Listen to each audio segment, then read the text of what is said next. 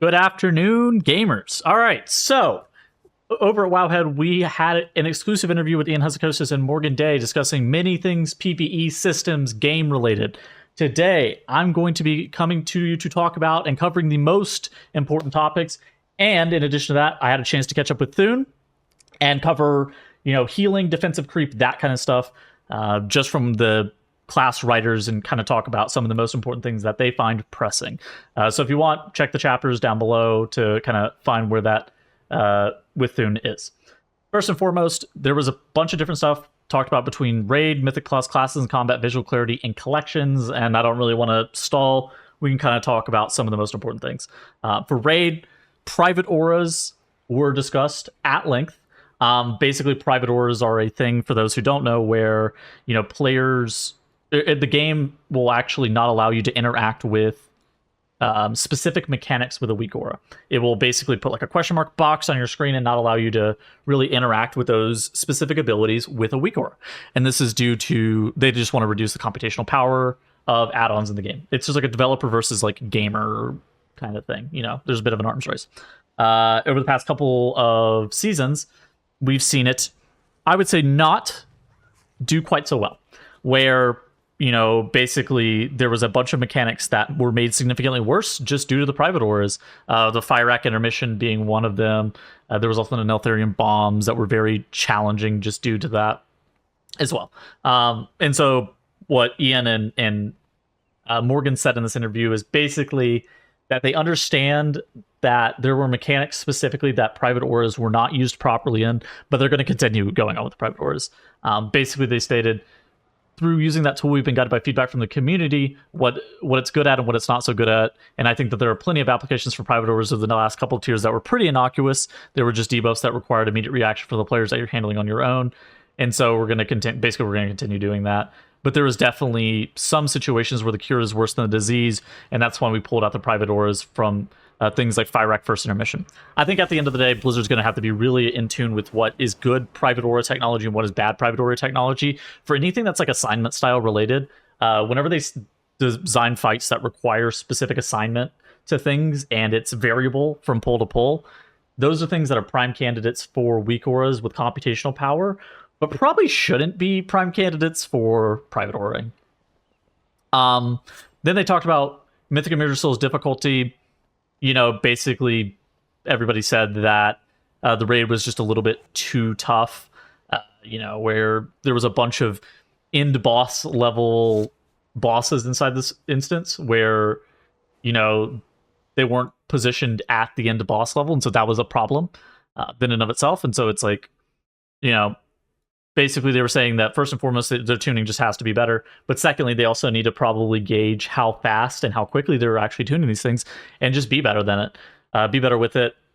And it's one of those things that I'm glad that they're acknowledging that it's a problem. How they're going to address it in the future is up for debate. But I think the fact that they're acknowledging it as a problem, both Morgan and Ian, I think it's really good. So next thing is talking about, I would say, gearing through raid is maybe the major discussion from this. The question was, many guilds reached the maximum item level due to the upgrade system before reaching the final boss, and thus there was no power to be gained to overgear bosses. This makes farm very difficult on a level of progression outside of nerfs. Are there any plans to adjust this to allow guilds to significantly overgear further in the season? Ian gave lawyer speak, and then Morgan basically stated, Ian alluded to it, but I'll talk to him about it a bit more. We're discussing introducing a system that has similar vibes to the re-origination array back in Uldir, the first tier of BFA. Except we'll be leveraging the quest system. It'll buff players over time, and right now we're looking at capping out the buff at about a 20% increase in player power while you're within the raid, and that will also be warbanded, which is sick. It'll also be something that you can do later on with your alts, and you can have that extra power across everyone on your account. Depending on how that's received and how well that achieves our goals, we'll be looking to expand that system. So for some players, the gearing process was too fast, and because the gearing process was too fast for raid, you were basically never incentivized to do re-clear at all. Now, this can actually solve that, where re-clearing is going to be valuable again, where it's going to be a quest-based re-origination array where you're going to be getting stats week over week. But I think that in some aspects, it kind of takes the fun out of, getting new gear every single week. At the end of the day, though, I think this is actually a positive change for Raid as a whole. I think I've actually seen a lot of comments talking about how Raid just, was lacking. You weren't re-clearing. Basically, you were extending your lockout permanently, when historically that's not really been a thing, and that does make the fights harder. Like the Wowhead people determined whenever they were asking this question. I think this is a very well-worded question, and it really talked about the issues that people were having with the system. I'm kind of interested in seeing how this plays out, but all in all, I think it's an exciting change. Those are basically all the things that they asked specifically about raid encounters. For Mythic Plus, there's a lot to be discussed. Affixes are probably the most important thing that were discussed from the Mythic Plus section, and the topic of conversation was basically affixes have continued to be a controversial topic. At this point, it seems that the closer we get to an affix that does nothing, the happier people are. Do you think that affixes need to be changed need to change week to week in combat? If so, what changes do you think would actually make the affixes more fun for players? Because Blizzard's actually been looking to try to change affixes. They've been releasing the Kiss Curse stuff, which I talked about last week. I said that I was maybe a little bit hesitant after having seen them, just reading them, but having played them, I was maybe a bit more on board with them. Now, Blizzard looks like they're going to completely change the landscape of how affixes work altogether. And I'll just read this blurb from Ian. He says, part of what we've been talking about is increasing the divergence of the approach that the Mythic Plus audience takes into the content.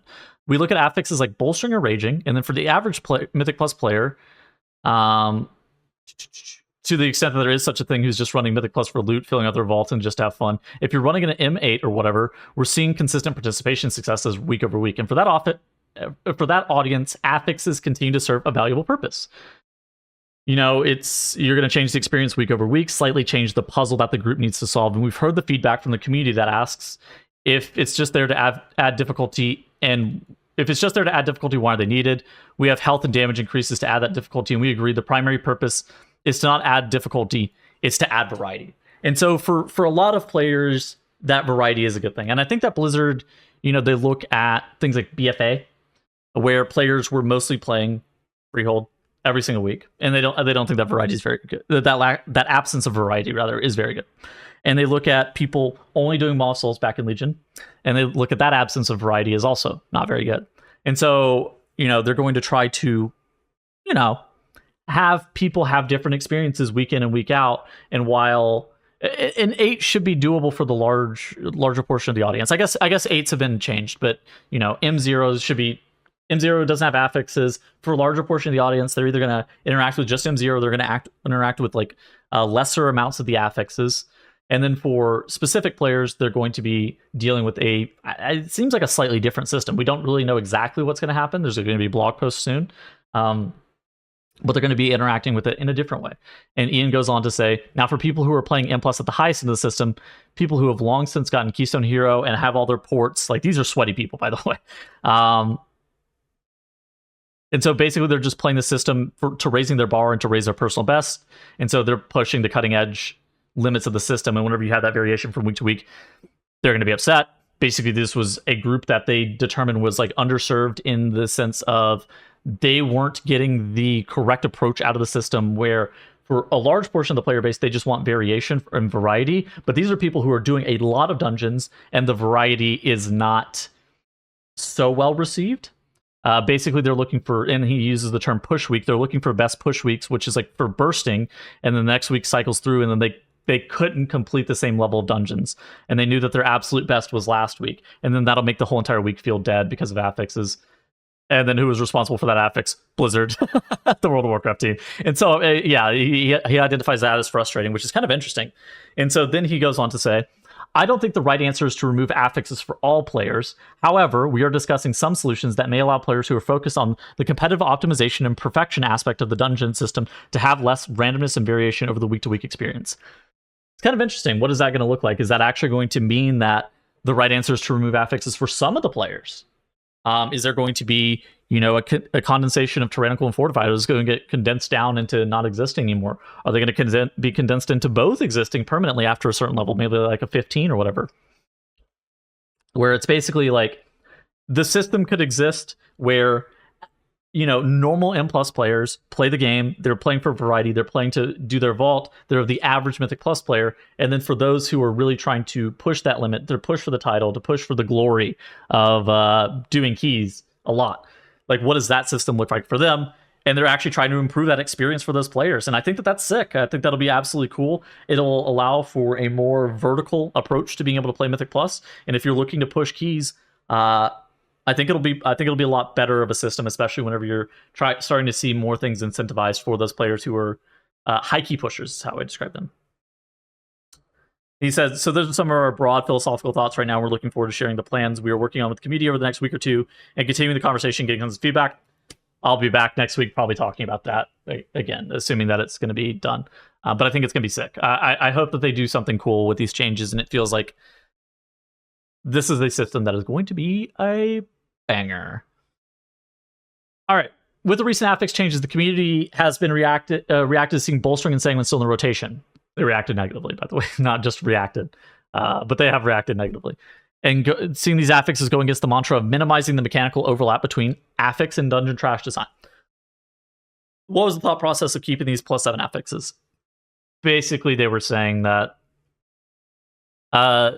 they thought that they thought that on-death affixes were actually going to be the least impactful because they weren't adding a mechanic to the dungeon. I think that they looked in some situations that like Volcanic and Storming were adding specific mechanics to the dungeon, right? They were adding ground effects that you had to dodge and stuff like that. And they didn't view on-death affixes in the exact same way, where it's like, Bolstering just interacts with the mobs directly. Sanguine, after the mob is killed, it drops a puddle. Bursting, whenever after you kill a mob, it's a debuff that's on a player, as opposed to something that's a tangible entity in the world. And I think that it seems like they just kind of missed the mark, and they were pretty candid about this. They think that they were just trying to play, they're trying to not spawn a new thing, basically. They said that they're going to be relooking at the level 7 bucket, and we're going to take a step back and revisit with our next iteration. And the humbleness and the humility that Blizzard has to go and be like, yeah, you know what? We were wrong. That's on us. We're actually going to take a step back and look at this. Is sick. I'm glad. Is this my Blizzard Entertainment? Humility? Oh, we're so back. On top of that, too, Ian goes and basically says kind of something similar to what he was saying to Morgan, where players have different experiences with the affixes. Where high-level players generally viewed Storming as obnoxious, but not that hard, where some of the more average players were actually really struggling with Storming. And then something I think that Bursting is, I've described to Squishy as, I've never felt like more of a 1%er than whenever I would talk about Bursting to people, where Bursting, funnily enough, at a high-end key level, not really that difficult in affix. That's like a push week for a lot of the groups because it's, you're not getting like time losses, right? On top of that, players, whenever they become better, they press defensives against Bursting. Sometimes you'll be running with a massive spell and you'll get like a really sick MD. And then on top of that, you actually will start pressing defensives against Bursting to actually mitigate the damage from it, as opposed to taking it just au naturel. And then also the healers just get a little bit better. And so Bursting becomes a lot easier whenever that's the case. But for average players, Bursting is one of the most difficult affixes, and it's considered far easier than Bolstering or Raging in terms of pushing keys at the high end, but has a heavier impact on the success rate, more so than Bolstering or Raging at the lower end because of strategies that are just completely different. Where I'm not going to be pulling one pack at a time as like a high end player. So Bolstering or Raging are going to be abnormally difficult. If I was only pulling one pack at a time, Bolstering or Raging would be fine. But whenever you start pulling multiple packs at a time, those affixes become exponentially more difficult, where something like Bursting, is still fine. But Bursting, I think that they're talking about the parity between the affixes and what that's going to be looking like. And that, how does that really play into the affix change for high-end players? Are they really going to be trying to even out the playing field? And they're going to be trying to navigate that as they figure out how to evolve in Plus going forward. And I think that the candid explanation is very much appreciated from Blizzard here. I think I do appreciate them speaking very candidly about this, and I think that as an M+ player primarily, I'm stoked. I love this. This is a great interview for people like me. The last thing about M+ specifically were in regards to stops.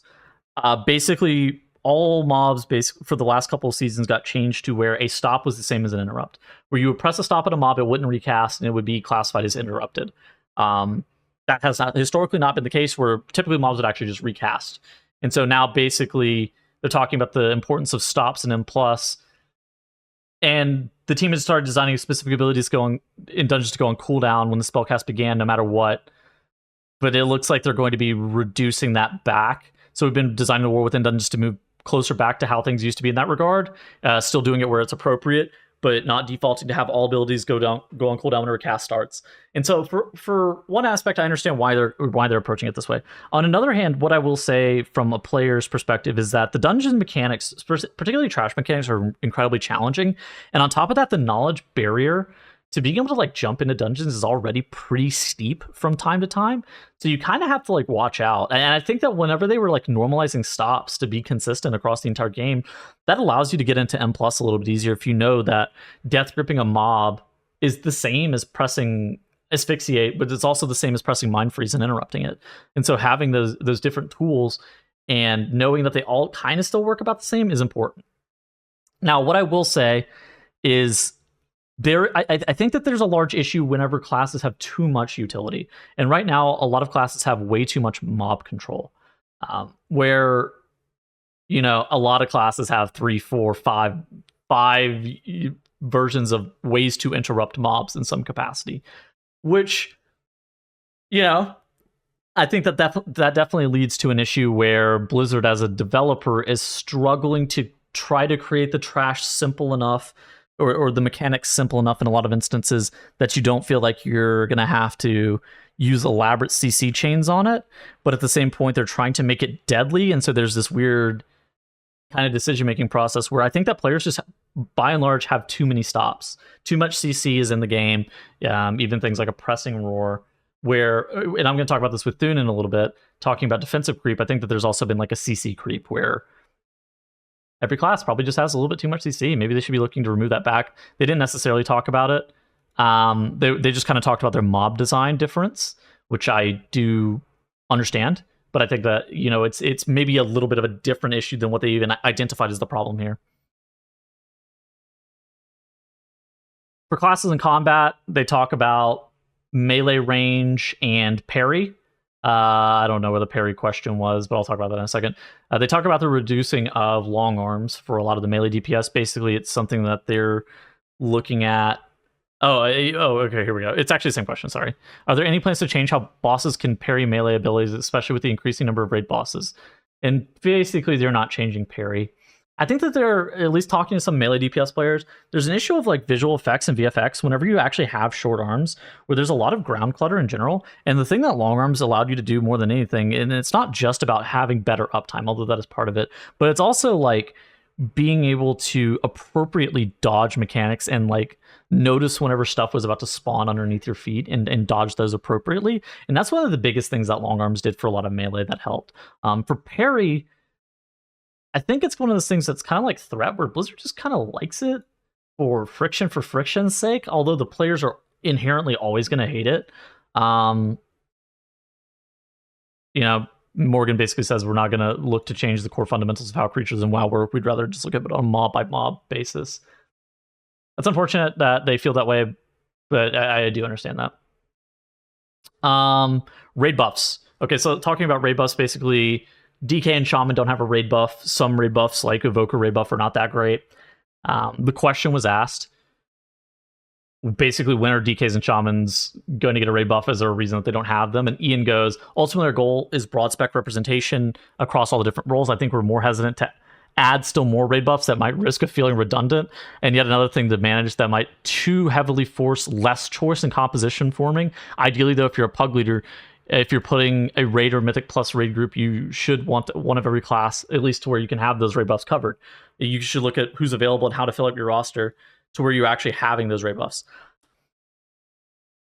And then he goes on to say, we need to look at diversity, make sure that classes like Shaman or Death Knight are bringing tools to the raid that make them valued members of the raid group. What I will say is it's like, so take Mark of the Wild, for example. Mark of the Wild is, if you have a 10 boss raid, Mark of the Wild is going to be required, at least in Mythic, for all 10 of those bosses, because it's going to bring the largest source of damage whenever you're going from 0 to 1 that you possibly can bring. No class stack is basically going to beat out 3% damage.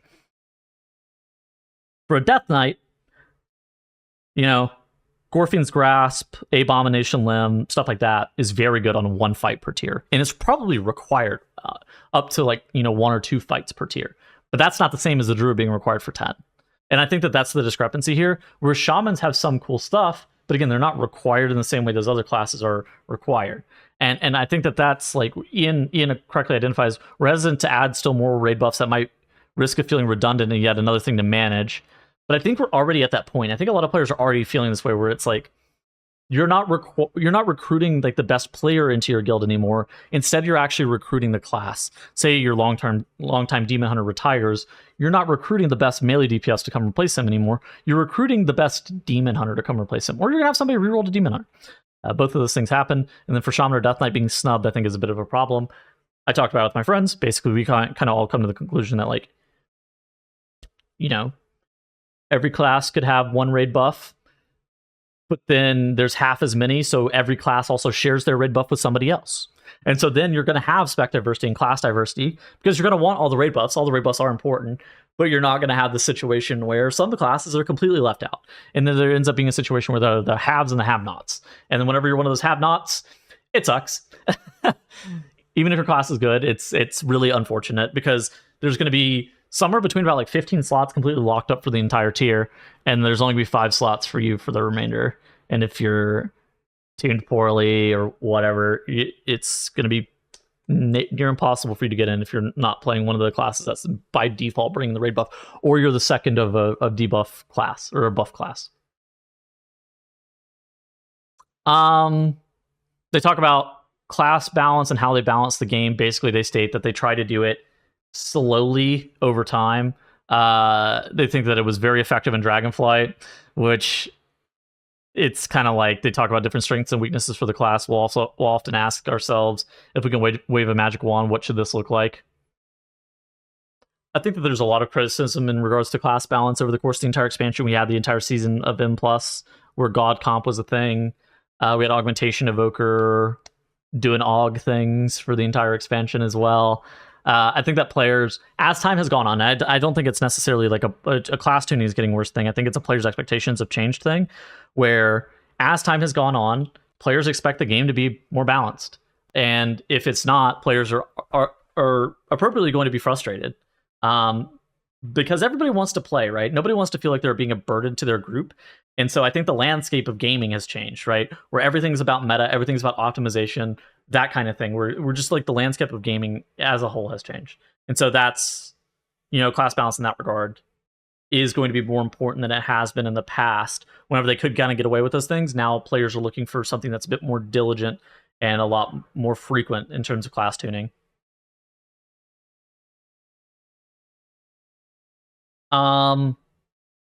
They talk about hero class visuals, and then they talk about basically some of the visuals that are attached to new spells and abilities and what that's going to be looking like. And basically Morgan goes on to say that we think that the hero talents are first and foremost just talents, but they think that they could add something that's more stunning visually to some of the hero talents that don't have those cool visuals come next patch or come patches in the future, because he actually thinks this is actually a pretty good idea, because he wants you to feel kind of similar to the Covenants. They kind of use the same verbiage that they use with the Night. I'm a Night Fae Mage. They use I'm a Herald of the Light Paladin. I think they use that verbiage that they're trying to get across again. Not too much necessarily said on that. As for late expansion changes to healers, healing continues to be a major topic that the combat team and the encounter team has been discussing, where healers, I will say, in War Within have gotten a lot weaker. And I had a chance to catch up with Theun and talk about defensive creep that we're going to be discussing that in this next question, and just healing as a whole. And so we can actually take a listen in to mine and Theun's conversation in regards to healing, defensive creep, and just kind of like the state of the game in regards to how healers are kind of playing right now. All right, so I was able to track down Restoration Shaman Guide Writer, Healer Extraordinaire, defensive disarmament advocate Theun. So recently we saw Morgan Day and Ian in this interview talking about defensive creep, basically stating that they weren't going to do anything about defensives this expansion, or at least in the near future. I mean, what was your gut reaction when we first heard them say this? So it was pretty depressing. I was actually going to make a video on this and chose not to, because it was just so I don't know. I was angry because like I've been talking about this. Jack's been talking about this. There's been a bunch of videos talking about defensive creep, like why healing is an issue, and it's been like well over a year now since we've been bringing this up. So So I guess explain to the audience like why is it bad? Because I think for like obvious players, it's like we've seen the reduction in healer power coming into the War Within beta. That's pretty apparent. Why is like lowering the amount of defensives or like the strength that defensives have? Like why is that actually important whenever like healer power is so low? so to fix healing is like it's a complicated issue, but the reason why like removing defensives is at least one step into getting back to where we were in Shadowlands and BFA and stuff is if you have a damage or if you have a personal defensive for every single damage event of a fight, that fight is now like designed around you pressing those defensives. You are, as for example, as a disc priest, if I don't press fade on Fire Act P1, I'm dead. Okay. If I took any unavoidable damage, I'm dead. If I'm not pressing that on cooldown, and it almost feels like defensives are now some form of like active mitigation. So tanks have active mitigation, and if they don't have it up, they're dead. That's what defensives feel like as a healer or a DPS player. It's just like if you aren't using them, you just die once you get to a pretty high level of play, whether that's Mythic Plus or in raid or whatever. So Yeah, and I mean it's like Ian says here. It's like having defensives means that all the encounter designers have to hit you harder to assume that you're using the defensive because if every class has 3, 4, 5 defensives, and I would argue that the defensive disparity between classes there's like very little parity in terms of how strong some classes are defensively. Like Shaman for example, yep. your mainstay, not exactly the strongest class defensively, and then you have something like a DPS Death Knight that is unkillable, and you're like, all right, well, there's like, how are you supposed to kill a DPS Death Knight without just murdering the shaman? Yeah, and I think the reason that this was at least my first reaction is pretty depressing is I understood that like ripping out all these defensives is not an easy feat to do. I'm not a game developer, but I imagine going through 39 specs and their hero talent trees and stuff and ripping out 5 or so talent points from all of them is not easy to do because you have to now balance the classes around doing that and also put in like stuff in place of those defensives that were in the talent trees. So that's why I felt like personally before the War Within, between expansions is the best time to do something like I, that. I will say, for those who don't know, it's like this only started happening last expansion, largely in part due to the new talent system that we saw, where I feel like they were just kind of like running out of points, and they actually thought you were going to make some decision making as to what points you got and what points you didn't. And now it's very clear that there's very little decision making going on into what points you're going to have and what points you're not going to have. You're going to just basically have them all. And so defensive nodes you're going to get all of them basically, and because you're getting all of them, you're getting a bunch of on use abilities or passive effects in some instances that are pretty strong. And every single hero talent has a defensive point inside of it. Some of them are wildly stronger than others. Some of them are like very mundane, but then there's like the rogue one where it's for like, I think it's Fatebound, where it's Cloak of Shadows gives you 20% physical DR whenever you press it, and Evasion gives you 20% Yeah. magic DR, and you're like, you just read stuff like that, you're like, God, that is insanely strong. Yeah, and they've clearly shown that they do balance the game around us having these things. Yeah. They're gonna have to, because if they don't increase the amount of damage that they're dealing to us, the alternative is we instead of going from 4 healers being the normal amount of healers that you see in a mythic raid, you now go to 3 healers or maybe even 2 healers. And what happens in Mythic Plus is you just don't have a healer anymore. So Do you like pass fail mechanics in raid? Because we saw a lot of those in Amir Jasil, because that's the easiest way to kill players is pass fail mechanic. Basically, you hit the Smolderon bomb too early, your entire raid is blowing up. You miss the soak on Tendril, you're dead. There's no HP or defensive that's saving you from that. I think it needs to be carefully used. Okay. It's not like I don't mind them trying it like here and there, uh, but I do think it needs to be carefully used because it can be a struggle for a lot of guilds. Like the lower you go down the harder it is for those guilds to kill those fights. I think that's why Tindral was such a big problem. Is you had so many of these pass fail mechanics. That fight was a Um, menace. yeah, but it does it does kind of get around. It's not like a fix for it, but it's a workaround for the defensive problem where, well, a defensive actually doesn't save you from the fire beams on Yeah. Tendril. You just die anyway. But yeah, I'm generally not a huge fan, but I think in some cases they're okay. Actually, I think that more mechanics should maybe be similar to like Neltharion bombs or like Raz AoE, where it's like once you're geared, okay, like at the very beginning of Prog, these are one-shot effects, so you have to press the defensive. But as you get more gear, or potentially, like the reorigination array that they talked about earlier in the interview, or more stamina, just in general, you're no longer getting one-shot by that. I think that also requires Blizzard to like really carefully calculate how much HP you're going to have, though, which is I don't think it's always super clear how hard they should hit you. Yeah, I think something that they could do is like with that reorigination array thing, increase their stamina maybe slightly so that I think stamina has to get hit. I don't think it can just be damage and healing. yeah, damage and healing. Yeah, because otherwise, then what you're gonna do is you just drop healers and you kill the bosses so fast that like if there's ever a damage Oh stop, my it's gonna be god. so cringe, right? But Oh no. yeah, like imagine doing kill the sud with this or whatever. But I'm just yeah, if they saying, increase their okay. stamina like slightly, not as much as they're increasing health and stuff or A healing and 20% stuff by, stamina is but not the same as 20% damage. exactly, yeah. But I think increasing it by a bit, so that you're not getting one shot by the mechanics that you've progressed through, whenever you're doing farm and stuff. I don't know. Like, I don't mind wiping in farm occasionally, but Yeah. the like reprogressing Tendril with even just one or two new players was miserable this expansion. So anything to ease that up. Last thing we even saw from the interview was Morgan commenting on augmentation evoker. This is mostly an M plus issue, right? Where augmentation evoker is not adding that much defensive value in raid, is it? I think it does for 50 guilds or so. I think there are definitely guilds, and I've seen it where they're using Zephyr. They're like rescuing disc priests and stuff, so that the disc priest actually has like enough, tankiness to survive things. Okay. So that does happen, but it's like on such a small level of guilds in raid setting that I think it's pretty safe to assume that the vast majority of AUG players are not doing those types of things.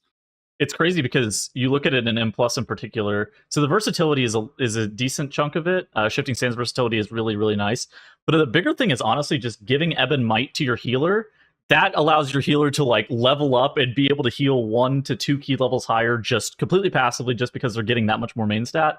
And then it's like blistering scales on your tank is just absurd on top of the 4% health from Black Attunement. And it's just like, I don't know what they're going to do about AUG with defensive creep, because that's the class that if your timer isn't really pressured and their damage is comparable, and I don't know if you've actually looked at this on beta, but they are top fragging right now on beta. They are doing it wouldn't surprise me. Yeah, it's insane. And it's like if they're close damage wise, they're OP because like your timer, you're going to take the thing that is giving your group the most ability to be able to survive things at like plus 2 key levels. I don't know.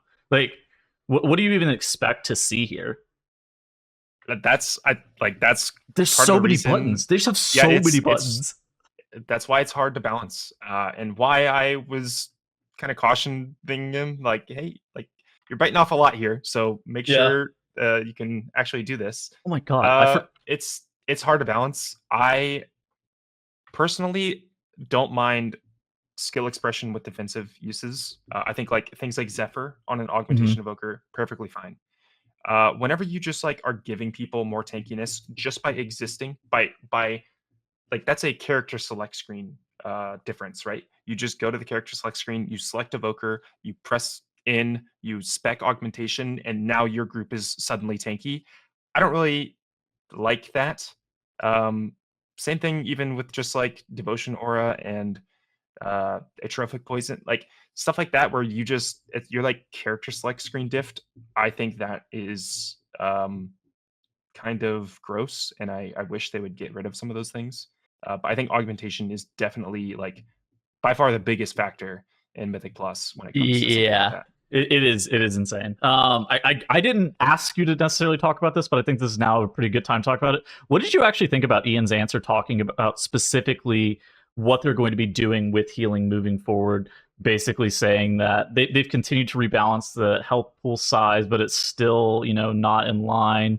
But now they're actually going to be starting to nerf healer power. Like, what have you actually been thinking about that? Do they love to use this buzzword triage all the time? I swear that they just love Yeah, that word. triage is completely dead. Every class just presses AoE buttons. Their talent trees are set up such that they just talent into every AoE button that you have. And yeah, spot healing, like paladins don't spot heal anymore. Their holy shock hits for like 1% of someone's health on beta right now. And I think triage healing is completely dead until they rework some of the talent trees to support that type of healing. I am glad that they're looking at leech, but I think leech is Avoidance probably the avoidance got to least. go too. That Yeah, one's so also bad. leech, avoidance, versatility. I don't know why versatility gives you a damage reduction. It feels like it's fitting in for resilience, back what we had in like Cataclysm and Miss Pandaria, as like sort of a PvP-esque stat, which is Sure. fine. PvPers do need something like that, but I don't know why we can. Okay, I'm going to play Mythic Plus dungeons today. So I'm going to go stack 30% versatility so that I just naturally am taking 15% less damage. I don't know. It's Versatility is a annoying. DR stat, dude. I hate it so much. It just nobody's stacking versatility because they're actually making active choices to take less damage. At least from a DPS perspective, they're stacking it because it's either their best stat or it's their second best stat, or it's a close enough stat to where they're like, "Oh, I get some DR here." That's why Yeah, wrestlers on live are literally wearing 40% versatility, and hey, that's literally just like, well, I'll just wear haste and versatility. It's good enough for me. yeah, or and the time you're really unhappy to wear versatility, but you do anyway, is when you go to that whatever spreadsheet website or whatever, and you plug it in. Like, do I die to this? Yes, I do. Okay, Oh well, what if yeah. I add 10% more versatility to my character? I don't die anymore. Okay, I guess I'm wearing versatility. It's not an interesting stat. Like you don't think about wearing it. You just either do or you don't, and it's Yeah. annoying.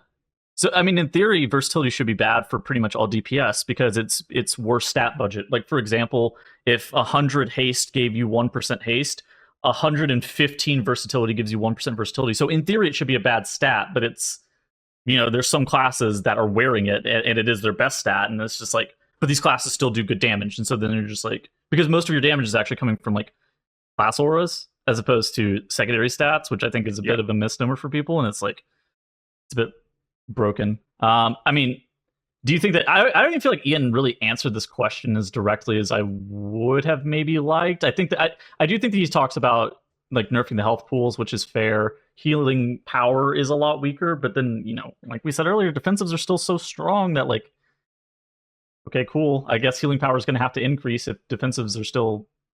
You're not pressing a defensive to smooth damage. You're pressing a defensive to live. Yeah, Jack had a really elegant way of talking about healing, and I think this is like an important thing to point out. So Okay. the amount of healing that we do compared to our health bars does feel better in beta, but the problem is none of your spells do anything. We have gained 30% more healing from selecting hero talents. So if you imagine healing as a pie chart, you can only shove so much of that stuff into a pie chart to equal up to 100%. And they effectively have taken out 30% of that pie chart and shoved in hero talents in that Oh, thing. okay. I And was like, hero where's talents he are going with yeah, this? hero talents are essentially just taking up 30% of our healing budget. Okay. Uh give or take.